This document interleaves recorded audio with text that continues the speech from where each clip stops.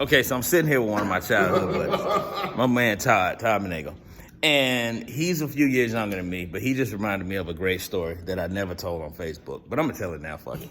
I never shared this story, but the first time I had an encounter with the police, I was 13 years old. And we lived in apartments. I was 13, I was in 8th grade. Yeah. And we had arranged a skip party. Me, 5 of my buddies. We was gonna go to this girl house, apartment that lived 2 doors down from me. That was smart. And yeah, we was gonna skip school, go over to the apartment. The girls was gonna come, like they was coming like around like after homeroom and shit like that. They was coming, the girls was coming, and we was gonna, make it do what it do. We was all like 8th, I think it was all in 8th grade. So we was gonna make it do what it do. So we went to the apartment. We walked, got back to the apartment. We walked from school, got to the apartments. It's like 9 o'clock in the morning. All right, first dumb thing, we realized that none of us had a key to get into the apartment. Now, she said she had left the door unlocked so we can get in, but apparently her mama locked the door before she went to work. So the only thing left was, we said, okay, well, somebody need to climb in the window. I was the smallest one. So it made sense that I would climb in the window. What didn't make sense was their apartment faced other apartments, and this was clearly visible to anybody who was watching.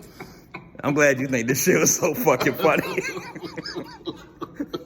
I'm glad you think this is a tragic day in my life. I know who called the police on y'all. Okay, I never knew that. I also didn't know that my mama. I also didn't know that my mama didn't go to work that day. Now, mind you, this apartment is 2 doors down from us. So we go into the apartment. I climb in the window. I unlock the door, let everybody in, right? So mind you, it's 6 black males going into this apartment in broad fucking daylight. So we go in the apartment. I remember Slate went upstairs. He started fixing some food. He said, we're going to fix some sandwiches. We're going to have some This nigga made Kool-Aid, everything. Like, this nigga made Kool-Aid.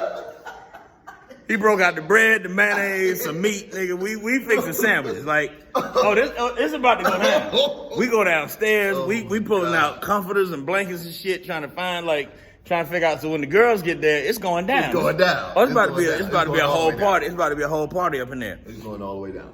About 10 minutes after we're in the place, Slate come running down the steps, talking about, man, there's police outside. We like, nigga, whatever. He said, no, I'm not bullshitting. He said, it's police outside. There's a lot of them. We hear some banging on the door. Now, we're in the basement. Okay. They had a finished basement. So we're in the basement, and we hear the cops banging on the door. They're like, boom, boom, boom, boom, boom. The DeKalb County police, open up the door. So we all start scrambling. Now, we all looking for a place to hide, and they had like a little storage area off to the side. Well, Kenny King, little room. Right, they had a little storage. So all 5 of them all pushed me out the way, and everybody started diving back there looking for something to hide under. So I'm left out in the open, and the only place for me to hide was like a little a little corner, and it was a bookcase and a couch. So I climbed down between the bookcase and the couch, and I just crouched down. So I crouched down. As I'm crouching down, the police kick in the fucking door. They kick in the door. You kick in the basement door? They kicked in the basement door. They come in, guns out. And this back when this is the 80s, so this cops had them big ass revolvers, nigga, the Starsky and Hutch guns. Motherfucker pull out the gun. They point the gun at me. The cop is like, don't move. So I'm standing there halfway crouched down. I had on a little yellow, like a little Izod shirt. And I had the bitch buttoned all the way up to the top. Now mind you, I'm a little nigga at the time. Cause I was short.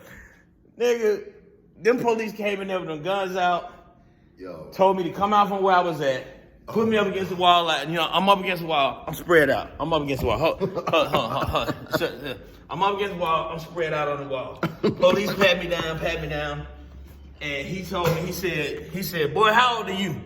He said, you boys in a heap of trouble. He said, how old are you? I said, I'm 13. So he said, yeah, you need to be robbing cookie jars instead of houses. I said, sir, I'm not robbing the house. I said, we not robbing the house. He said, well, what the hell y'all doing in here? He said, if y'all not robbing the house, what y'all doing in here?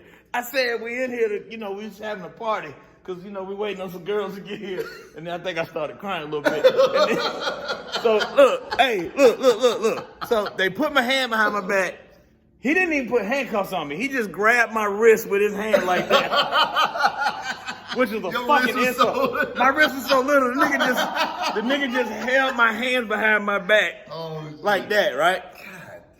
March us outside. This is where it get bad. We march outside, and you know that little parking lot right there. They march us outside. The first person, and now everybody up on their balcony watching, because there's like 8, 9 police cars out there. My mama is on the balcony 2 doors down, nosy like all the other neighbors, want to see who the fuck getting locked up, who done broke into people's house. Wait, that's my baby. And I seem to remember That's your what mama she ran said. out. That's my baby. Oh, Lord. And she closed up her robe and ran back in the house and came downstairs to come out the door. Where y'all taking him? What did he do? But by this time, the police done pushed me into the car. They put all 5 of us in the back seat. You know, pushed us in the car, the same car. Pushed all 5 of us in the back seat. Pushed us in there and said he going to jail. Because he breaking and entering. Burglary. He going to jail. That's where he going. Man, my mama screaming. I'm crying. The other guys, one guy did not get caught.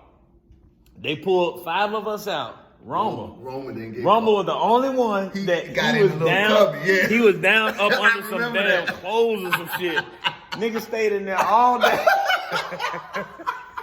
The nigga stayed in there all day. I don't think that nigga came out there about 4 o'clock. So they took us to jail. They took us to Cobb County, to the juvenile, right? So our parents had to come and get us out. Of course, my mama came she came right because she was there. So they came and they let us out to the custody of our parents. They called Miss Shirley, whose house it was we went in, and once she saw who it was, she didn't want to press charges against us. So my mama made me go back to the house that evening and give her a full apology. And then I went home and got my ass beat. So she beat the shit out of me. It was a whole bunch of beating. Yeah, if I remember correctly, I got my ass whooped real good for that one. So yeah, that was my first encounter with the police. It was 1979, I think, somewhere around in there. Yeah. Whew. I hope y'all enjoyed that.